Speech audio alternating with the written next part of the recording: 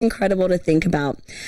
So we have Tara Blakeham on Twitch who asks, what were your thoughts and reactions when you saw the colorized pictures for the first time? What did that feel like? When the first image was taken of the Carina Nebula, which is that beautiful landscape that we saw yesterday, the first image, just one color of the image was available. We immediately downloaded it and just looked at the raw data. And I literally teared up because there was so much structure just in one color. And you can see it in the image. The structure equals scientific potential, because those details are where you extract all the nuance in the story and the science. And I teared up. I could not believe how good Webb was. Better than expected. It's been really emotional. I can imagine. Nestor? Yeah, no, I had the same. And the beautiful thing was seeing the process, the process of yes, you get, color by color and you start adding. It's like making a painting of the universe, right? And you're right there sitting in this big table with these beautiful images just being made, and being these, amazing human beings next to you, being able to share that with the world later. It was a whole experience. So it was a very, people typically think that we scientists are very, very square. This was a very human experience of sharing, of amazing each other, of just peering into the universe with these pictures. It was amazing. Yeah. We sat in a room literally every day for the past month, a group of about 30 of us, scientists and artists, and looked at these data as they came down. And it was a privilege. It was amazing. And yeah, as Nestor said, it was a team effort, and the human element of trying to do the best by this mission, by, humanity, to really wow people. And Webb brought it. Yeah, absolutely. That's the best way to put it. So Alex, Nestor, we will be back with you in just a bit to answer some more questions from our viewers. For those of you tuning in, keep sending your questions online. You can submit them using the hashtag #UnfoldTheUniverse on social media, or by dropping your question directly into the comment box wherever you're watching from. The Webb Space Telescope is just starting its science and still has so much to reveal about our universe. The newly released images have given us a never-before-seen view of the cosmos and reminded us how science and art are so beautifully woven together. As the telescope continues to peer into the great beyond, what do you think Webb will see? Show us by creating art. You can sing, you can dance, you can write, you can paint. In this case, the universe is literally the limit. Share a photo or video of you and your creation using the hashtag #UnfoldTheUniverse for a chance to be shared on NASA's website or social media channels. Need some inspiration? Let's take a look.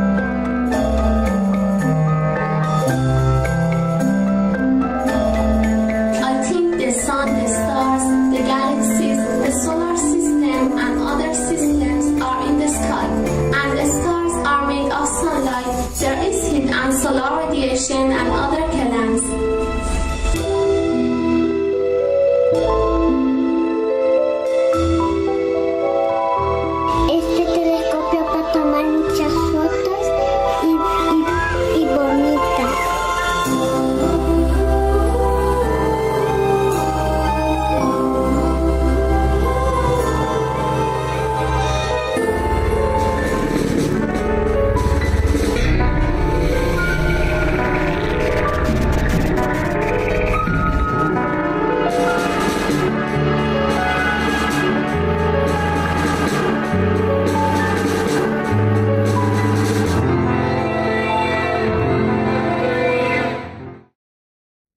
All right, we are back with Dr. Alex Lockwood, Webb Project Scientist, and Dr. Nestor Espinoza, Webb Astronomer, to keep taking some more of your questions online.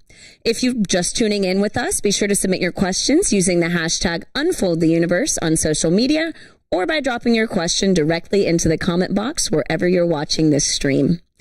Yesterday, communities around the world were hosting special events for Webb's image release, and we received a video question from one student named Olivia, who is part of the Girl Scout troop of Tropical Florida. Let's take a look. Hi, my name is Olivia Calvan, and I'm from Miami, Florida. And my question is, will the James Webb Telescope give us more information about the Earth's climate change? Great question, Olivia. So, Nestor, Alex, what can Webb tell us about Earth's climate change? Well, this is an excellent question, Olivia. Thank you very much. Well, the reality is that Webb has this promise, of being able to explore distant exoplanet atmospheres, even for the ones of planets that might host habitable conditions, maybe even similar to Earth. So that allows us actually to start peering into the diversity of atmospheres out there. And that actually teaches us, where maybe our atmosphere might end. And therefore, or how many other types of atmospheres end. And that can actually, inflow into our understanding of our own climate change here on Earth. Mm-hmm. Alex, other thoughts? Yeah, well, to me, climate change is a really big question and a big challenge for humanity to take on. And that's actually just like Webb. 20 years ago, people had big, audacious questions about the universe. And then we built exactly the perfect, incredible tool to answer those. And it was an international collaboration. That's the only way that it was possible. And so I think, tackling Webb and tackling climate change are similarly audacious challenges. And we've proven we can do it. So I really think that gives us hope for the question of what we can do for climate change. I mean, absolutely. Seeing what Webb has done, that leaves me hopeful. So, that sounds great. Our next question is from Tesla Hype on Twitter, who asks, what might Webb teach us about dark matter or dark energy? Detailed images that you were just seeing about galaxies. There's some of them for which you can see such exquisite details as to, where certain populations of stars are hidden, or, even some of the dynamics you will be able to see about these galaxies. That's the key for investigating dark matter, for instance. Dark matter is one of the parts that dominate the whole dynamics in these galaxies, and therefore it will definitely tell us new clues about how dark matter is spread through different types of galaxies. There's even, the hypothesis that maybe some galaxies might not have a ton of dark matter, for instance, but those are very, very faint. But then Webb has such huge mirror that it can actually peer into those with very, very, enough detail to tell you, oh yes, maybe it doesn't have. So all these questions, yes, it will enable us to answer them. And in terms of dark energy, this strange thing that it's making in the universe to not only expand, but expanding in an accelerated fashion, like every second it's expanding faster. Because Webb can reach out to the most distant galaxies, it can actually teach us a ton about how this expansion happens at different positions, at different times even. So yes, definitely, it will allow us to peer into details that we have not had the chance to before, for sure. Yeah. So one thing that I think is really cool is how we tend to use different telescopes. We use data from multiple different telescopes to get an even bigger picture of the universe. So will Webb be complementary to any of the other space telescopes that are already out there, or that might be coming up in the future? Alex, you want to take this? Absolutely. You can already put Hubble and Webb images side by side, and you see that there's additional information that you can get from both of those images. And, in terms of studying the scales of the universe and dark matter and dark energy that we were just talking about, the LIGO mission, the LIGO telescope that measures gravitational waves, it has found some incredible pairs of rotating neutron stars that helps us understand Einstein's original equations. Webb has the ability for when a unique phenomenon like that happens, Webb has the ability to stop what it's doing and go look at that to provide additional information. And there's actually a system between telescopes where they can alert each other to say, there's something really important and timely going on in the universe. Let's look at it together to get added information. And so Webb will be part of that as well. So telescopes can like phone a friend and oh my gosh, that's amazing. That is a fun fact. So Wait 1 Minute on Twitter asks, how do scientists separate stars from galaxies in such pictures? Well, the structure tells you a lot about that. First of all, the fact that galaxies are, we have a name for them, like, diffuse sources or not. I can't remember actually now the word, but we know which sources are like galaxies or more diffuse, while stars are very, very pointy points in the images. There's a point though, in which, especially for the faintest stars, in which it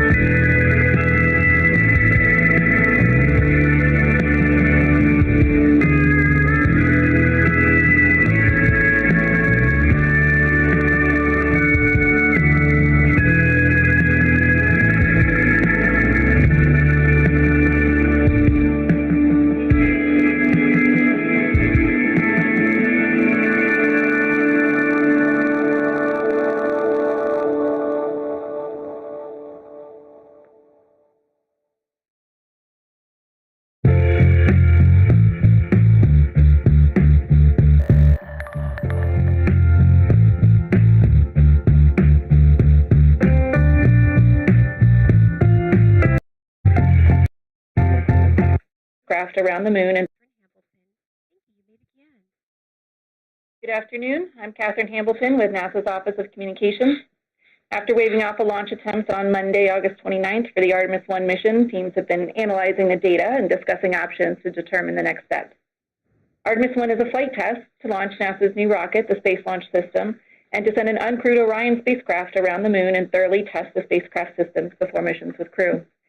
Here to talk with us about yesterday's operations and the path forward are Mike Sarafin, Artemis I mission manager from NASA headquarters, John Honeycutt, manager of the Space Launch System program from Marshall Space Flight Center, Charlie Blackwell-Thompson, Artemis launch director from the Exploration Ground Systems program at NASA's Kennedy Space Center, and Mark Berger, launch weather officer with the U.S. Space Force's 45th Weather Squadron.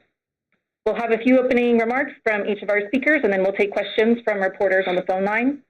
Reporters can enter *1 on the phone to be entered into the queue at any time. First, we will hear from Mike Sarafin. Mike? Okay. Well, good afternoon. Thank you for joining us and for continuing to follow our mission and our program. As you'll recall from yesterday, we had a couple of challenges that we encountered, and that ultimately ended up in a scrub of the first launch attempt for Artemis I.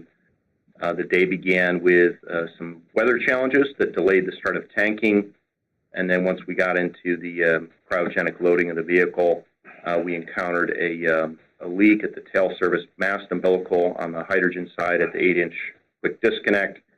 The team managed to work its way through loading the core stage and the upper stage in spite of that leak, and we got a fully loaded vehicle and went into the engine bleed demonstration and attempted to do the thermal conditioning of the RS-25 engines, but we were unable to get the engines within the thermal conditions required to commit to launch. That was something that we knew about coming out of the agency flight readiness review, that we would demonstrate that the first time in the launch countdown, and we knew that that was a risk to being able to successfully attempt a launch that day. In combination with that, we also had a vent valve issue on the core stage, and it was at that point that the team decided to knock off the launch attempt for that day. Since that time, the team has rested, and along with thousands of others, our operations teams, our engineers, and you folks on the call that we're here to follow the mission, folks got a good night's sleep. We came back and reviewed the data from Monday's launch attempt and met today as a mission management team with our operations and engineering teams at 3 p.m. Eastern Time, and here's what we agreed on. We agreed on what was called Option 1, which was to operationally change the loading procedure and start our engine chill down earlier. We also agreed to do some work at the pad to address the leak that we saw at the hydrogen tail service mast umbilical. And we also agreed to move our launch date to Saturday, September the 3rd. We are going to reconvene the mission management team on Thursday, September the 1st, to review our flight rationale and our overall readiness. So that's where we got to today, and I'll turn it back to you, Catherine. Thanks. Next, we will go to John Honeycutt from the SLS program. Okay, thank you, Catherine. Yeah, I know we were all looking forward to having a launch yesterday, and I can assure you there's nobody more ready than to go fly the rocket than I am. We did run into some issues that we couldn't get dispositioned in real time yesterday and get to T0 in the launch window. As you've heard, we were doing what we call a kickstart bleed test yesterday during the test that we had planned on doing during the previous wet dress. We were unable to do that in the previous wet dress because we ran into a hydrogen leak at the 4-inch bleed quick disconnect that the team has since repaired. And so we're in the mode now of processing the data that we got and updating our approach prior to the next launch attempt. And so I'm confident with where the team's headed. I've spent most of the day with the team. The team's been looking at data last night and looking at data today, and based on what we've done with the core stage and the 4 engines at the Stennis Space Center for the Green Run test, I've got a lot of confidence in the design of the rocket. For good reasons, we did implement some differences in what we did during the Green Run. As of today, and based on the data that we've got, we think we can do something like what we did at the Stennis Space Center and put ourselves in a better position for launch. If we'd have gotten this data in the wet dress rehearsal number 4, we would be doing exactly what we're doing now. And so, as you heard Mike mention, and we talked it at our FRR, this was something that we were unable to do in wet dress rehearsal number 4, and it was a validation test that we needed to do. And so we've got a path forward to get where we need to get to support the next launch attempt. So, Catherine, I'll turn it back to you. We'll go to Charlie Blackwell-Thompson next, our launch director. Thank you, Catherine. Good evening, everyone. Let's see. I'll start off and talk a little bit about our launch countdown launch attempt yesterday, and some of the events and that went into that, and then also some of the issues that we observed. So around midnight, midnight on Monday, our team was right on schedule to start the cryogenic loading operations.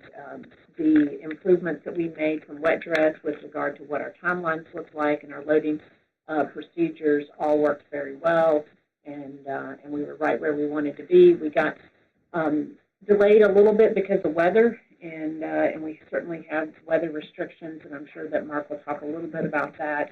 But we were delayed for about an hour from our tanking operations. Once we got going around 1 or so in the morning, we began filling the core stage. Of course, we start out with LOX and then move over to hydrogen. During the course of the LOX load, the lessons learned from our wet dress attempts were were great. We didn't have any issues. The improvements that we made in our loading timelines as well as our software, we really didn't talk about anything LOX related yesterday. We did get into hydrogen. Our chill down was all nominal. Our slow fill was all nominal. When we got into fast fill, we did notice that we had an indication of some hydrogen in the TSMU purge can, and the team was able to adjust the flow rate during that operation and manage our way through the loading ops. But we did see some indication of a leak in the purge can. We managed through that. We really had a fairly uneventful upper stage load, so that was good. We got through our upper stage loading, and then, of course, as part of our plan was once we got to replenish on the core stage, we were going to do what we call the kickstart bleed. And we put those operations into work, and we did see that we had one engine that was reading a little bit out of family from the others. I know we're going to talk a little bit more about that. And so we had initiated some troubleshooting to try to resolve that, to try to bring that temperature back in family with what we were seeing on the other engines. Ultimately, that was not successful, and when we started to look at that, along with the timelines for additional troubleshooting, we were really outside the bounds of being able to attempt within the window, and we went ahead and called the scrub for the day. The team did continue to do some data evaluations after that, gather some data at cryogenic conditions, and then a little bit later in the morning, we got into our drain operation. So since our scrub ops, our team has finished up our safing, vehicle was drained, and we spent some time today talking about our go-forward plan and put that together. And I know we're going to talk a little bit about that. I know John's going to talk a little about the engine piece. I'll talk about some of our near-term activities related to the LH2 TSMU and the leaks that we saw there. We do intend to go ahead and, at the pad, open up the purge can on the back of that plate and take a look. We want to do some inspections. We want to do some retorques, and we also want to make a change relative to the purge going into the plate. And we can do all that while we're out at the pad. We're already getting access set up to start working on it. All right. Next, we'll go to Mark Berger, our launch weather officer. Good evening, team. So kind of recapping what happened yesterday. The first issue arrived just before tanking. One of the constraints that we have weather-wise is that the threat of lightning within 5 miles of the pad must remain at or below 20%. Given some thunderstorms developing offshore, I wasn't comfortable with that threshold being met and offered a 40% chance of lightning within the pad. And those conditions continued for roughly an hour, delaying the tanking. We did not ever actually register lightning within 5 nautical miles, but we did have it about 7 or 8 nautical miles from the pad at closest approach. And so from that point onward, for a good balance of the remaining of the tanking, weather was pretty quiet. However, shortly after sunrise, we did start seeing on radar new showers and storms developing to the southeast, and those were being moved northwestward, and unfortunately did enter our constraint violation for weather right about the time that our launch opportunity T0 commenced. We were no-go for various weather concerns for roughly 3/4 of that window. However, we did clear all weather violations in the last 1/4 of the window after the launch attempt had already been scrubbed. Looking forward to Saturday, weather will be a little bit different than what we experienced yesterday. We will have a fairly strong onshore flow, and so that does favor showers and possibly a few thunderstorms moving in from the coast during the morning and early afternoon hours, so we'll have to watch that as far as tanking. But otherwise, typically with that kind of regime, we tend to have the sea breeze pushed well inland, and that's the main focus for shower and thunderstorm development during the afternoon, including the window. So I'm optimistic that we'll have at least some clear air to work with during the afternoon attempt on Saturday. However, again, the probability of weather violation at any point in the countdown still looks to remain rather high, just again, given the moist air mass and that fairly moist fetch of showers coming in off of the ocean.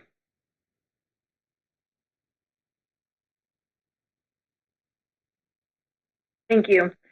We'll now go to questions from reporters on the phone. Once again, please press *1 to join the queue. You can press *2 if your question is answered or you want to be removed from the queue. Please do state your name and to whom your question is directed, as well as your affiliation. And we do have quite a few questions in the queue, so we please ask that you stick to one question so that we can get to as many questions as possible. So first up, we'll have Marcia Dunn from Associated Press. Yes, hi. Can you hear me? Yes, thank you. Yes, for John, please. You mentioned that you repaired the 4-inch quick disconnect. That it sounds like there was a 4-inch quick disconnect that was preventing the chill down of engine 3. Is that the one you're referring to that was repaired, and what was wrong with it, and how did you fix it? Thanks. Yeah, so I will say yes, and that did occur during wet dress number 4, and that's what the reason I referred to that is we wanted to get this engine bleed kickstart test done during wet dress number 4. That is, we do need the 4-inch QD, which does tie into the vehicle hydrogen bleed system in order to do the test. We did have that leak. We violated some requirements, and Charlie and her team worked through that, and then we worked through the repairs. Charlie, your folks did most of the work on the repair. You want to talk about that? Well, on the 4-inch, we actually went in, if you recall, and we changed seals. We did the inspections, and I will say that yesterday we had that. When we go into Kickstart, we utilize that interface, and that interface was tight yesterday. Yep. So the work that we did after wet dress 4 to fix that was successful. Yes. Thank you. Our next question is from Bill Harwood of CBS News. Yeah, thank you very much, guys. You told us you're going to change some procedures, but you haven't told us what you're going to do. Can you please walk us through the chill down process? In other words, my understanding is this is a pressure-fed system on the hydrogen side. You don't have pumps like you did on the shuttle. I've heard that the line going to engine 3 is longer than the others. I'm wondering if that's true. And how do you know you're getting liquid at the engine and it hasn't turned to gas? I just want to know how that process works, because I don't understand how you're going to get the engine back in the box you need for launch. If you could give us some of those details, I'd really appreciate it. Yeah, Bill, good question. I'll try to outline that, and Charlie will probably have to help me out a little bit. But the configuration we've got is a lot like shuttle in the main propulsion system, with a couple of exceptions. One, we've got 4 engines instead of 3.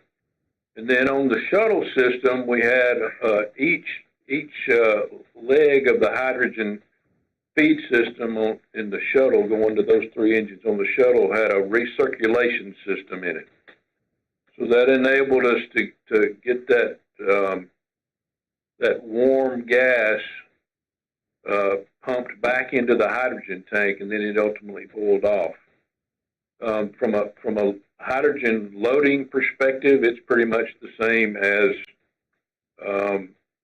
we did in shuttle. We go through a phase where where Charlie and her team chill down the facility, and once we get into that, we start into the vehicle chill down, then get into the slow fill, transition into fast fill, then transition into topping, and then ultimately get into replenish in a vented phase. And so the design change from shuttle to SLS and the MPS system that gets us to where we need the bleed system is we're carrying all. We want to take that heat out of the engines and overboard. So instead of being able to dump it back into the hydrogen tank, let the hot hydrogen boil off and go to the top of the tank and out through the vent, we're sending that heat that comes from the engines out through the ground vent system. So that's the big difference in the configuration and how we load. Now, what we wanted to do in this engine bleed kickstart was use some temperature data on the vehicle to validate that we got good temperatures, liquid hydrogen flowing through the bleed system on all the engines. Engine 3 obviously is further away. It's the furthest one away from the bleed connection to the ground. However, we designed all 4 bleed lines that tie into the system manifold to have the same resistance as each other. So we don't see any difference in that's driving anything specifically for engine 3. Now, what we saw in the test yesterday, we wanted to drive all the temperatures down to roughly minus 420 degrees Fahrenheit. And we didn't get there on any of them. We got close on engines 1, 2, and 4, but we didn't get there on as close on engine 3. We isolated 3 to itself by closing the pre-valves on 1, 2, and 4, where we had flow going just through engine 3, and we still didn't get a good temperature measurement. So ultimately, what we're seeing is some positive data in the pressure measurements that we're seeing, some goodness on 4 of the engines, and a temperature that just seems totally out of bed on engine 3. So we are questioning the fidelity of these sensors. These sensors are not flight instrumentation. They were designed only to be development flight instrumentation, and so we're a little bit concerned about one of those sensors. But one thing I can tell you is that we're really seeing some goodness in the data and what the physics is telling us, in that when we do establish that bleed flow in the vehicle and out through the umbilical into the vent line on the ground, we're seeing good cold liquid hydrogen. So, and then I'll tell you the other thing that's different about what we did at Stennis and what we did here at KSC yesterday. At Stennis, we initiated the bleed test early on in fast fuel. The engines weren't as chilled down as they were yesterday, and we did get good results. However, we did have a little bit higher fidelity instrumentation on the ground during the test at Stennis. That is the only operational difference in what we did at Stennis versus what we did here yesterday. Now, the reason we waited to do the kickstart test yesterday is, and you've heard Charlie talk about how precious her commodities are in LOX and hydrogen, is the technical team felt like it was all in the direction of goodness to wait until we got into replenish. We would have a full hydrogen tank and have it nice and cool and densified, so that when we did run the bleed test, we would be even in better shape. The engine bleed system is different also. That since we did have to redesign the vent relief system as part of the engine bleed system after the green run, because we realized we didn't have the right tubing size to meet the maximum working pressure for the design. Changed it out to a bigger line. Bigger line intuitively is goodness. Also, there's a difference in Stennis and here at KSC. We had a smaller hydrogen vent line on the ground. And here at KSC, we've got a larger vent line, and it is insulated. So all those things are in the direction of goodness of having good cold fluid. I think where we are today is I think we've got enough data to put the story together, but we've still got to go put the pieces together. Charlie, you want to add anything to that? I can't think of a thing to add, John. Thanks, John. Our next question is from Chris Davenport of the Washington Post. Yeah, thanks. And thanks, John, for that explanation. That helps a lot. I guess I'm just wondering if it sounds like the main thing you're going to change is to start the bleed test earlier like you did at Stennis. So I'm just curious how much earlier you will start to do that. And if I'm hearing you right, it sounds like you had liquid hydrogen going through that engine 3. It reached the engine. You just weren't getting the temperature somehow that you wanted, and maybe that was a bad sensor. Is that right?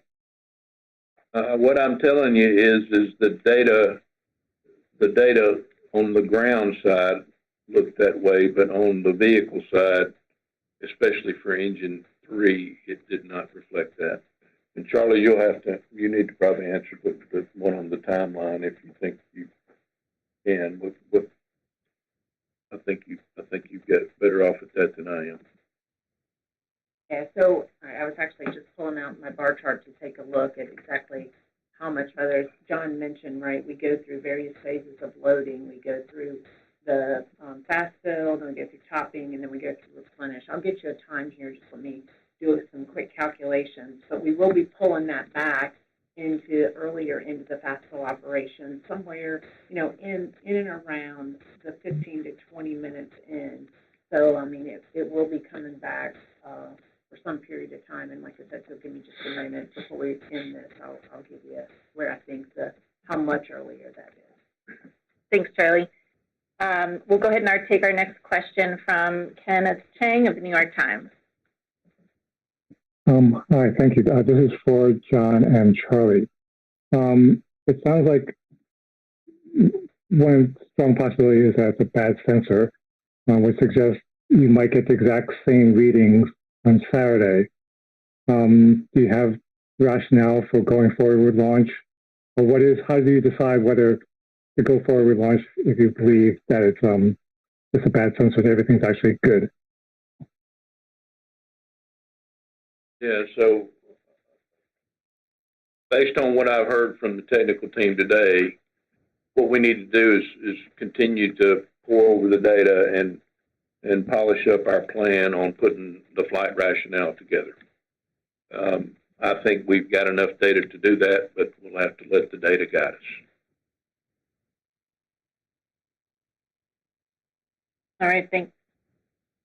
We'll take our next question from Irene Klotz of Aviation Week. Thanks, Catherine. So, John, just to clarify, you're saying that you think that if you had done the kickstart prior to the LH replenish yesterday, you might not have had this problem? I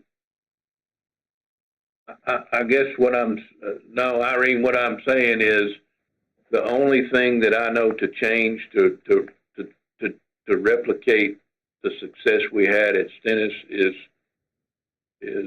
moving the test earlier in the timeline and changing a couple of variables.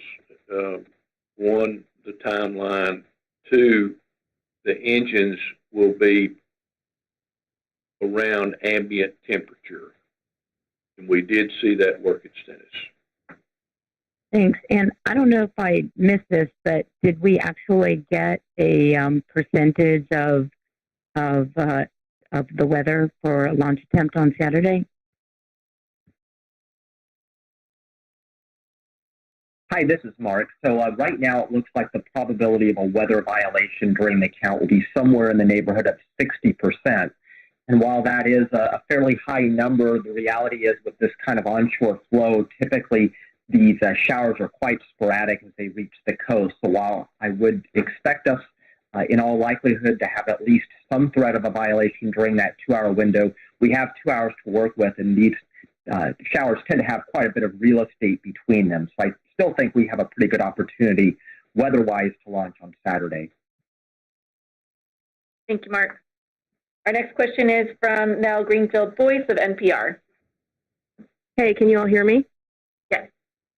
Okay, sorry to belabor this. I just want to make sure I totally understand. So it sounds like you can't see or think of anything physically different about Engine 3 that would explain why it didn't chill down the way you expected and the way you all had seen at Stennis.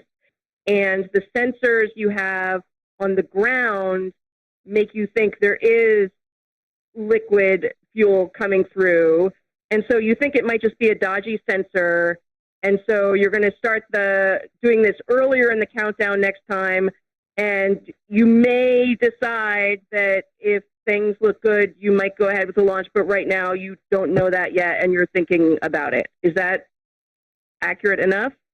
You got it pretty much, with one exception, is we will have a plan for a no-go-no rather than us sitting around and scratching our heads, was it good enough or not? And so that's what we got to finish. We got to continue pouring over the data. We got to put the flight rationale together, anticipating that we're not going to get any better results on that Engine 3 lead temp sensor.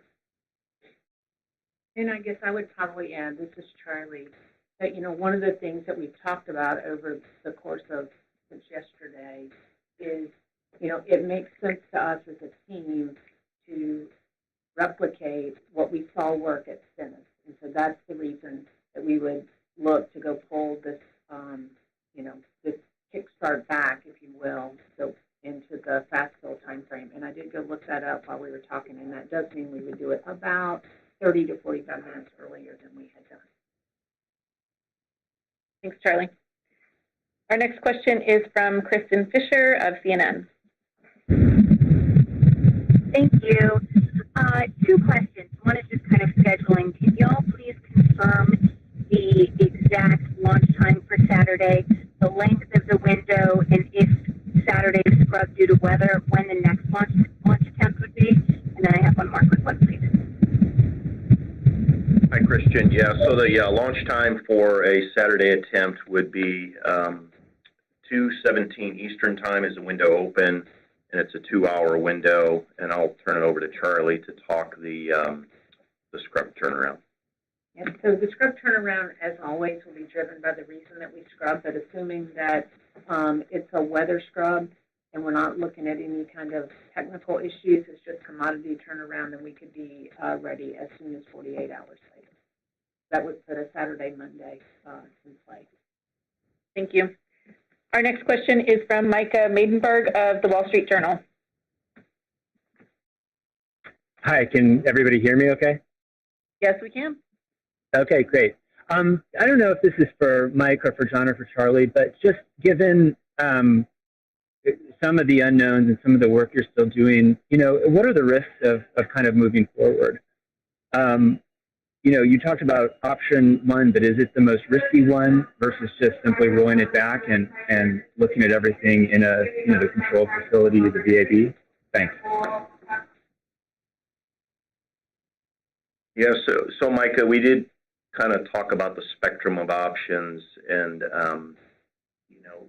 we are at the pad right now, and the rollback scenario could have essentially put us in the exact same posture that we find ourselves in right now, which is we may just need to change the operation slightly and the cryo loading slightly, as well as address this tail service mast umbilical leak, and we can do that at the pad or in the VAB. So we elected to proceed to do that at the pad. The other option that we discussed at length was whether or not we should do a dedicated test associated with exercising this hydrogen bleed, and there were some pros and cons to that. The cons were that it would put additional cycles on hardware with limited benefit. There was some benefit from an engineering standpoint, but in terms of our ability to execute the operation and get to a successful launch attempt, there were limited merits to doing that. I don't know, John, if you have anything to add on that, but we did kind of talk through that spectrum of options. Okay. Our next question is from Ramin Skiba of Wired Magazine.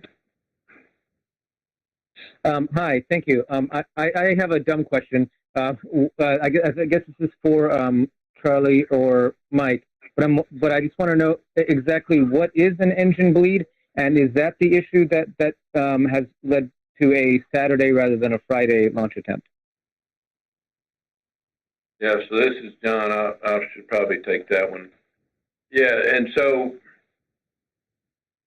what you want to do in a rocket engine system that uses hydrogen as a fuel and oxygen as an oxidizer is you need to establish a way to make sure you chill down the engines. And so, you know, in kind of auto racing, drag racing type terms, you don't ever see those cars go out on a racetrack or a drag strip without a good period of warm-up.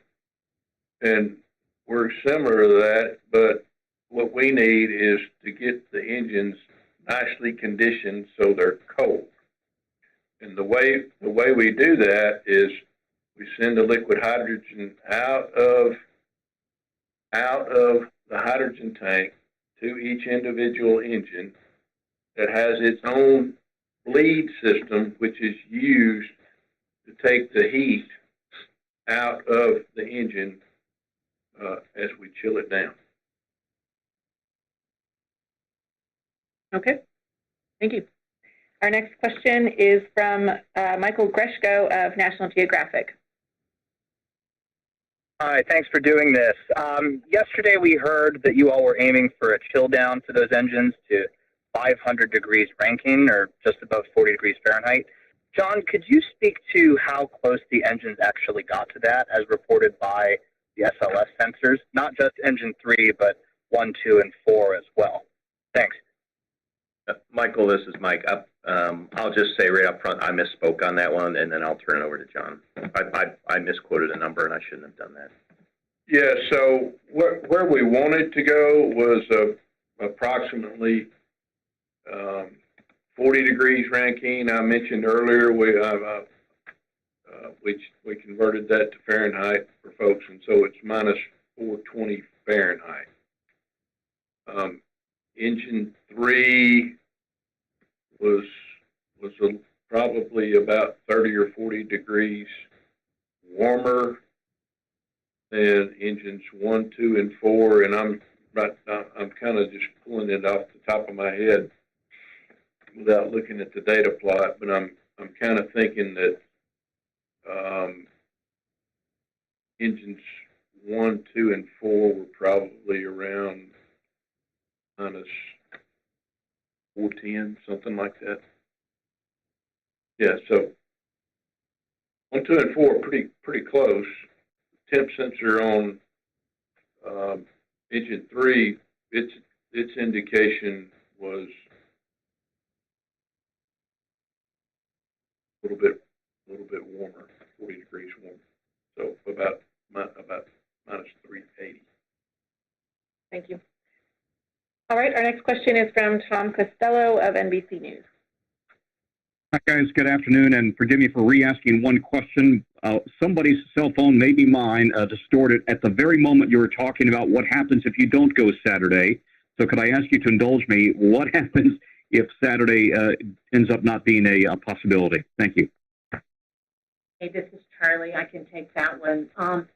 You know, with all scrubs, it depends on the reason you scrub. That really drives your turnaround, but provided that it was a weather issue, we are driven by replenishment of our commodities, hydrogen being the primary driver, and we could go as soon as Monday.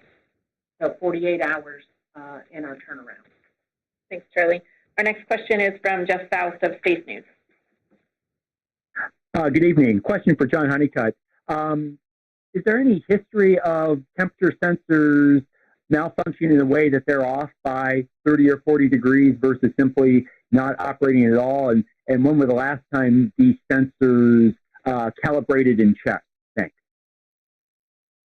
As far as calibration and checked, I'm pretty sure that we didn't do it anymore after it left the factory. So it's been quite a bit ago. As far as just history on sensors, over the course of my career, I have seen many sensors on launch vehicles be erratic and work and not work and go out of calibration. So it's not terribly unusual. Thanks, John. Our next question is from David Curley of the Discovery Channel. Thanks very much. What are the margins? If you were at 410 on 1, 2, and 4, is that good enough? And do I understand correctly, by starting this earlier, why would you know if the sensor is malfunctioning? Will your flight plan just say if we're seeing it come out on the ground side at a cold enough temperature that we feel confident that it is a sensor? Yes, I've shared with you what I know so far, but also I'll remind you again that the team is in the middle of pouring through the data and building the flight rationale. So I don't have that just yet, but I do expect us to be able to get there. All right, thank you. Our next question is from Jasmine Julmis of WPBS.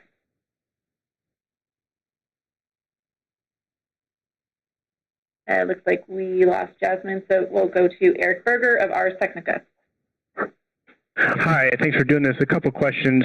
First of all, for Mike, would you characterize this as a wet dress with a possible attempt at launch, or is this a full-fledged launch attempt? And you know, I just would love to hear your confidence in sort of reaching, you know, T-minus 0. And then for John, I'm sorry to belabor this, but, you know, when you talk about flight rationale, does that effectively mean you're inferring the temperature of engine number 3 from other data such as pressure readings or ground-based sensors? I'm just trying to understand, you know, what's going to give you the confidence you need in engine 3's temperature. Thanks. Yeah, Eric, we are going to try to launch on the 3rd. And, you know, coming into this prior attempt, yesterday's attempt, you know, we said that if we couldn't thermally condition the engines, we're not going to launch. And that's the same posture that we're going into Saturday on. I don't see it as any different.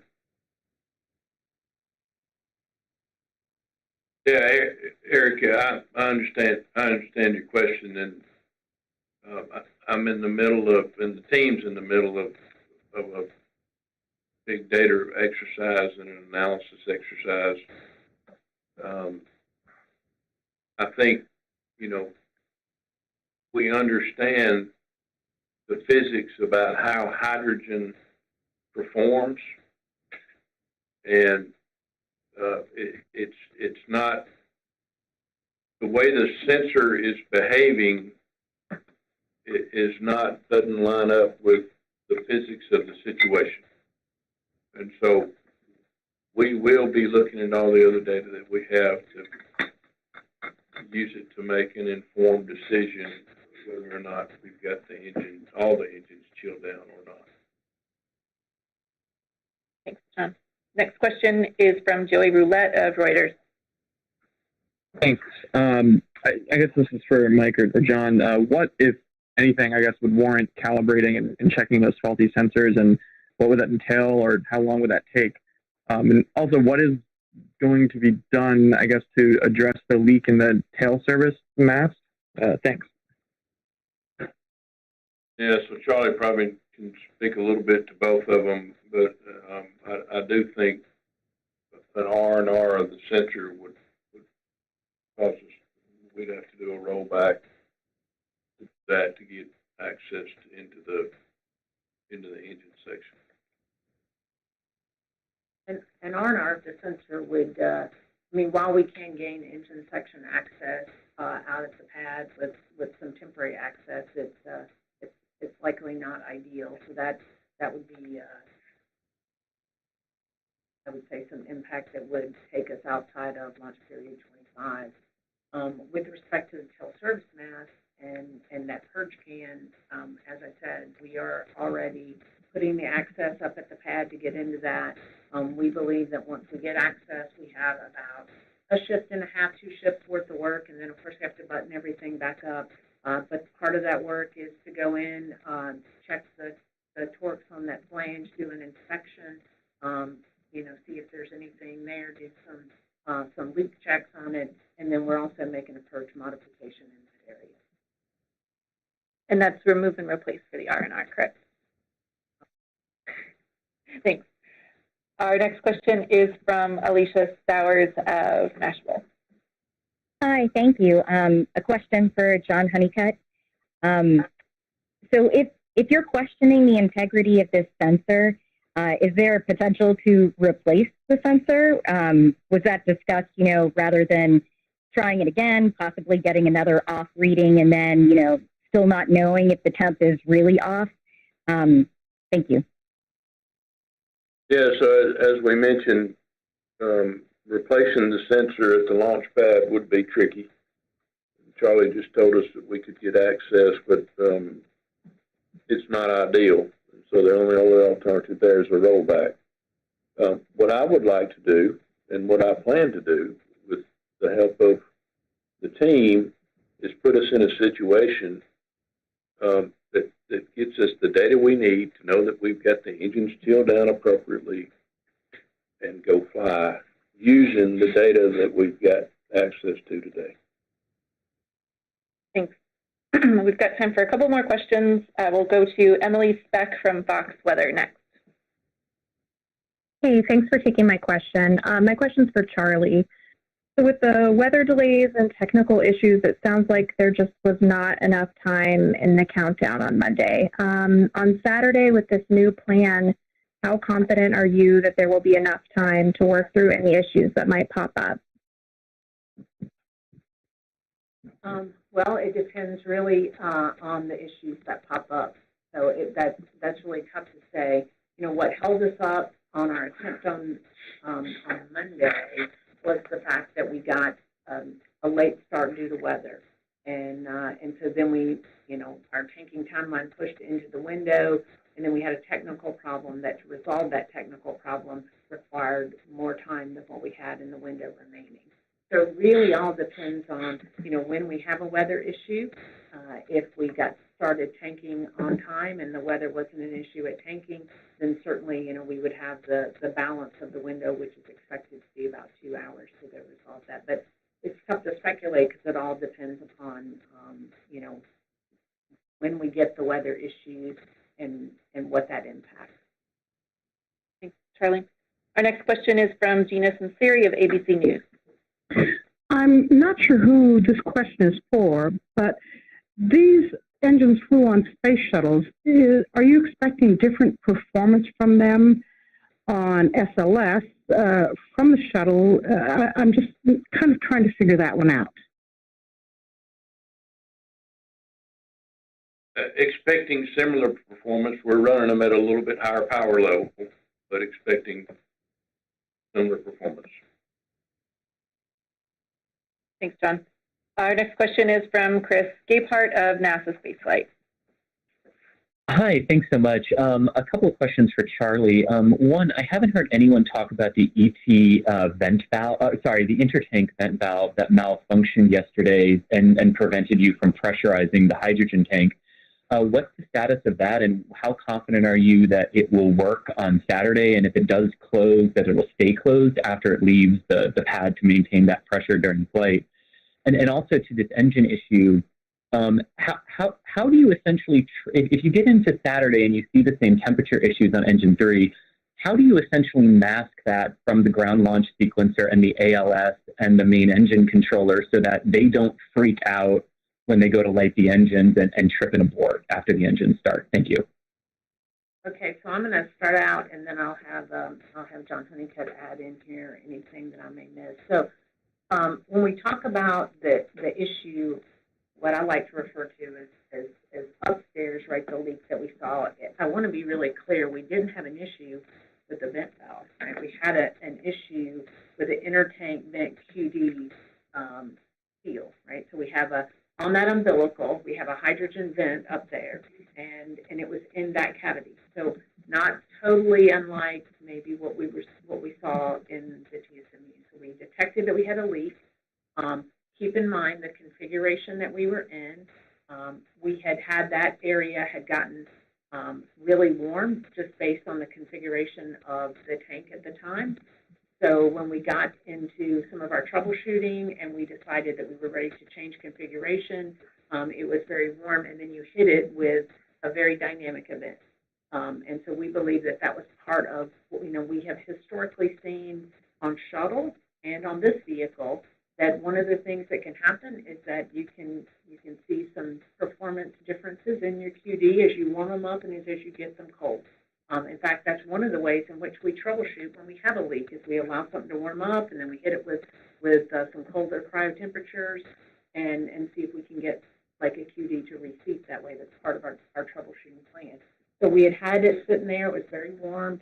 And then as we got into the follow-on operations, we hit it with a very dynamic event, hit it with some very cold temperatures, and that's when we actually detected the leak.